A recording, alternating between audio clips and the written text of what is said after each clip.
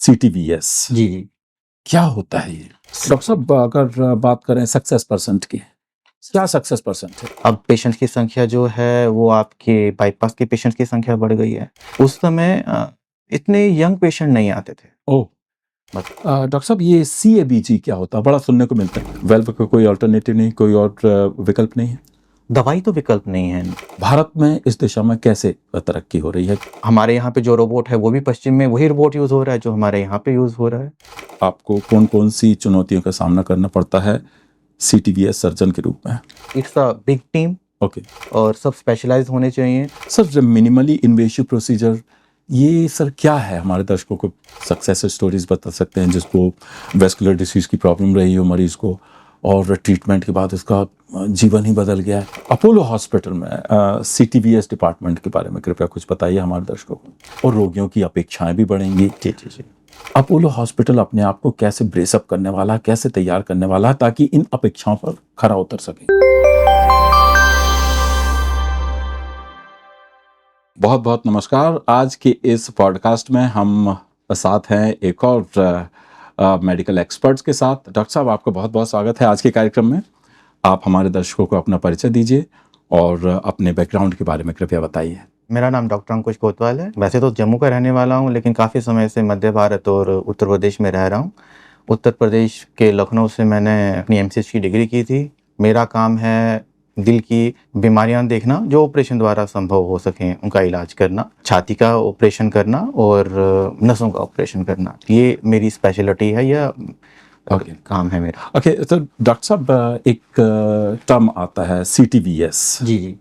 क्या होता है ये? बेसिकली 3 अलग-अलग स्पेशलिटीज़ हैं, उनका एक अमलगम है या फिर एक 3 डिफरेंट चीज़ों को हम लोग देखते हैं। मतलब हम हिंदी में कहा जाए तो हम लोग दिल को देखते हैं, छाती को देखते हैं और हम नसों को देखते हैं। तो हम लोग 3 सिस्टम्स के डॉक्टर होते हैं और हम ऑपरेशन के द्वारा इनमें जो प्रॉब्लम्स आती हैं, जो रुकावटें आती हैं, उनको हम लोग ठीक करते हैं। छाती, हृदय और नसों की जो समस्या होती है। छाती से मतलब है हमारे फेफड़े और बीच में जो महाधमनियां रहती हैं वो, और उसके अलावा लिम्फ नोड्स रहते हैं, उनकी हम लोग ऑपरेशन करते हैं। डॉक्टर साहब, अपनी स्पेशलिटी के बारे में बताइए, एक्सपर्टीज के बारे में बताइए CTVS के क्षेत्र में। बेसिकली क्या है कि हम लोग दिल की जो नसें होती हैं ब्लॉक हो जाती हैं, जिसको आम भाषा में हम बाईपास सर्जरी कहते हैं।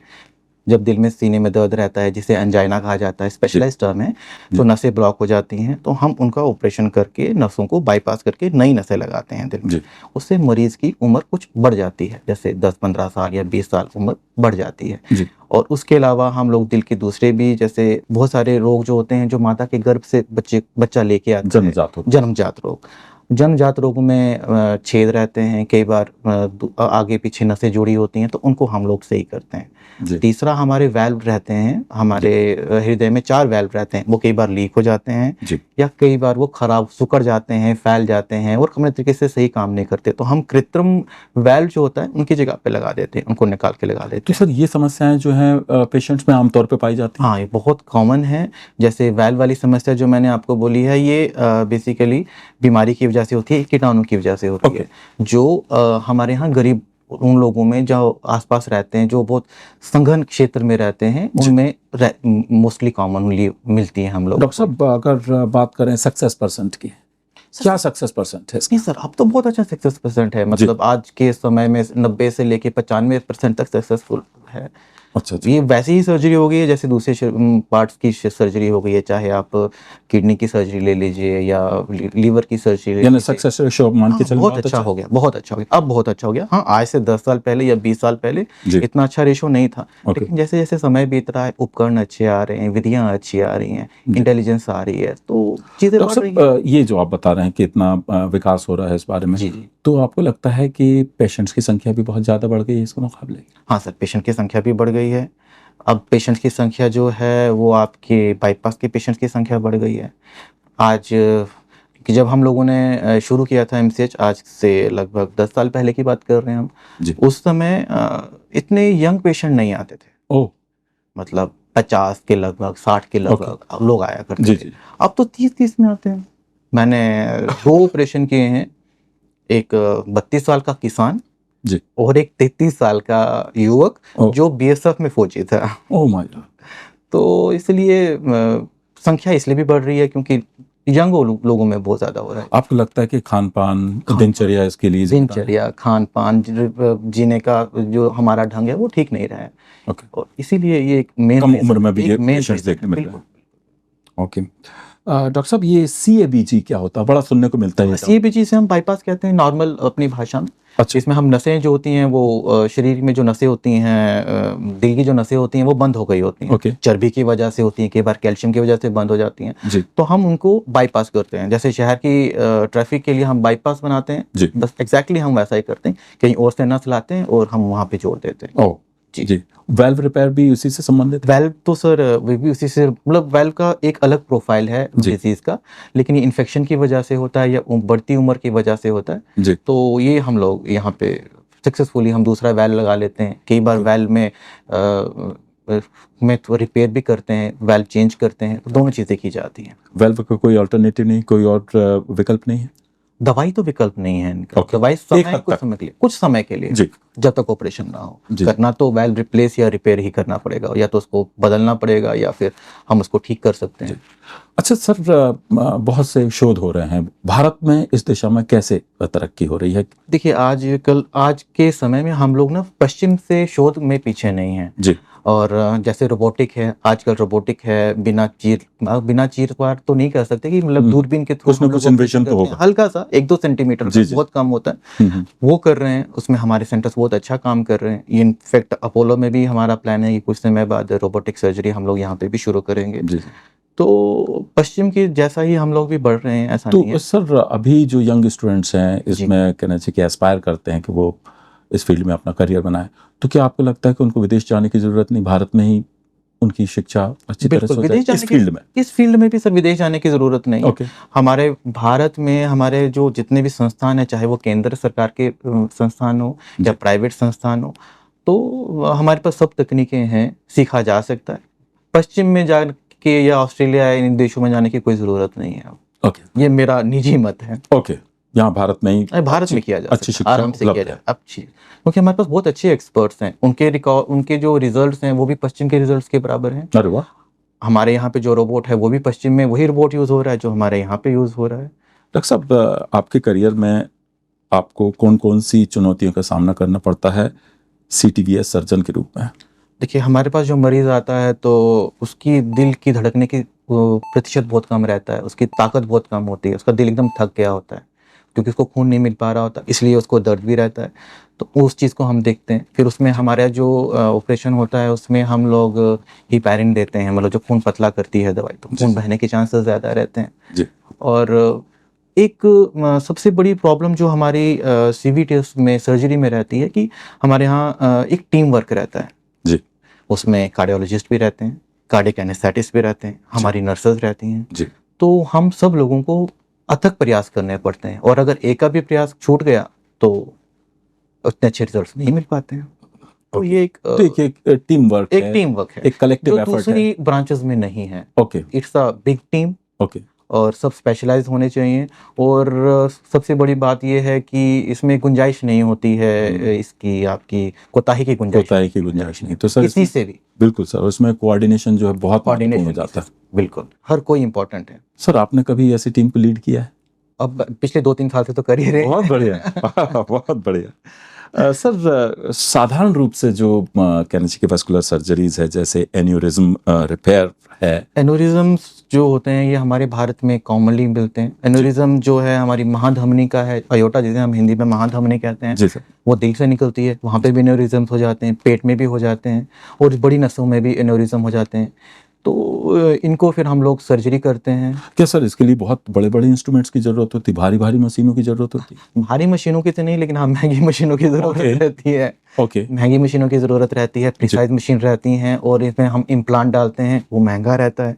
ओके। तो अब तो खैर इसके 2 तरीके से ऑपरेशन से भी किया जा सकता है, और तारों के द्वारा भी किया जा सकता है, जो नई विधि है तारों के द्वारा। तो तारों से थोड़ा इजी रहता है, थोड़ा महंगा जरूर होता है वो, लेकिन मरीज भी जल्दी घर जा सकता है, और कॉम्प्लिकेशंस भी बहुत कम होती हैं। अपोलो हॉस्पिटल में है सर ये सुविधा? हाँ, हम लोग शुरू करेंगे, बहुत बढ़िया करेंगे। अपोलो हॉस्पिटल में ये सुविधा शुरू होने जा रही है। डायग्नोसिस आप लोग कैसे करते हैं पेशेंट का? सर डायग्नोसिस में तो जैसे हम कार्डिक में ले लें तो कार्डिक में डायग्नोसिस तो हम लोग इको से करते हैं, हमारे कार्डियोलॉजिस्ट होते हैं, दे आर मेन पिलर्स, वो डायग्नोस करके देते हैं हम लोगों को। कुछ डायग्नोस्टिक टेस्ट हम लोग खुद करते हैं और कई बार फिर डायग्नोस्टिक तरीके से हम लोग आगे बढ़ते हैं। जी जी, डायग्नोसिस के हिसाब से फिर पेशेंट का ट्रीटमेंट फिर उसके हिसाब से ट्रीटमेंट प्लान किया जाता है। सर मिनिमली इन्वेसिव प्रोसीजर ये सर क्या है हमारे दर्शकों को मिनिमल विस्तार से? प्रोसीजर का है कि जैसे Is it same like keyhole surgery? हाँ, you can say it's a key hole. They are different terms and नाम है। मुद्दा ये है कि जैसे हमारी जो सर्जरियां होती हैं, दिल की सर्जरियां होती हैं, तो मोस्टली हम लोग छाती फाड़ के करते हैं, मिड लाइन यहाँ से लेके यहाँ तक ओपन हार्ट सर्जरी करते हैं। आपने देखा होगा कई लोग इनको हनुमान ऑपरेशन भी कहते हैं कि हमारा तो चीरा फाड़ा हनुमान जी बोलते हैं लोग, हनुमान ऑपरेशन भी बोलते हैं। तो उससे क्या हो जाता है कि ये आपकी हम हड्डियां काट के अंदर घुसते हैं, फिर हड्डियों को जुड़ने में समय लगता है, पेशेंट को दर्द रहता है। तो अब इसका पर्याय मिल गया है, हम साइड से छोटा चीरा लगाते हैं, चीरा तो उसमें भी लगता है लेकिन उसमें हार्डली 3 सेंटीमीटर का, 2 सेंटीमीटर का। और अब तो रोबोटिक में तो प्योरली रोबोटिक भी हो गया है, तो बिल्कुल कम चीरे में वही सर्जरी हो जाती है। सर्जरी सेम रहती है, सक्सेस परसेंट भी वही, सक्सेस परसेंट भी वही। बहुत बड़े, थोड़ा कॉम्प्लिकेटेड, थोड़ा चैलेंजिंग रहता है लेकिन ठीक है, पेशेंट के लिए तो बेटर रहता है ना। तो कुछ ऐसे वाक्य बता सकते हैं सर, कुछ सक्सेस स्टोरीज बता सकते हैं जिसको वेस्कुलर डिसीज की प्रॉब्लम रही हो मरीज को और ट्रीटमेंट के बाद उसका जीवन ही बदल गया है? मेरे पास ऐसे बहुत सारे मरीज आते हैं जी, वेस्कुलर की बात कर रहा हूँ, जिनकी टांग की जो नसें हैं वो बंद हो गई थी। अब उनको चलने में तो दर्द होता था, बैठने में भी दर्द होता था। 2-4 दिन तो हमें कश्क मश्क में उनको समझाते हुए लग गए, फिर उनका हमने बड़ी मुश्किल से विश्वास जीता और ऑपरेशन कर दिया। ऑपरेशन के बाद वो अब भी आते हैं और कहते हैं कि मेरे जीवन का सबसे जो इम्पोर्टेंट, जो मुझे खुशी हुई है, जो मुझे फैसला है, वो मैंने यही किया कि मैंने ऑपरेशन करवाया, मेरा जीवन सफल हो गया। तो अब वो चलते हैं, 3-4 किलोमीटर चलते हैं दिन में और सब अपना काम कर रहे हैं। दुकान पे पहले नहीं जा पाते थे, दुकान पे जा पा रहे हैं। अपोलो हॉस्पिटल में सीटीवीएस डिपार्टमेंट के बारे में कृपया कुछ बताइए हमारे दर्शकों को। अभी हम लोग सीवीटीएस डिपार्टमेंट हमारा शुरू हो गया है जी, ठीक है। मिनिमल इन्वेसिव सर्जरीज हम लोगों ने शुरू कर दी हैं जी, ठीक है। हम थोड़े दिनों में रोबोट भी आ जाएगा, तो एडवांस रोबोटिक सर्जरीज का भी हमारा प्लान है। वैल्व चेंज हो रहे हैं हमारे यहाँ पे, बाईपास सर्जरीज भी हैं, जन्मजात जो बच्चों में रोग रह जाते हैं वो भी, उनका भी निदान किया जा रहा है। बाकी जो पेशेंट्स होते हैं छाती के रोग लेके आते हैं, छाती से थूक आता है, थूक में आपका खून आता है और ट्यूबरक्लोसिस के बाद छाती सिकुड़ जाती है, तो वो ऑपरेशन भी हम लोग करते हैं यहाँ पे।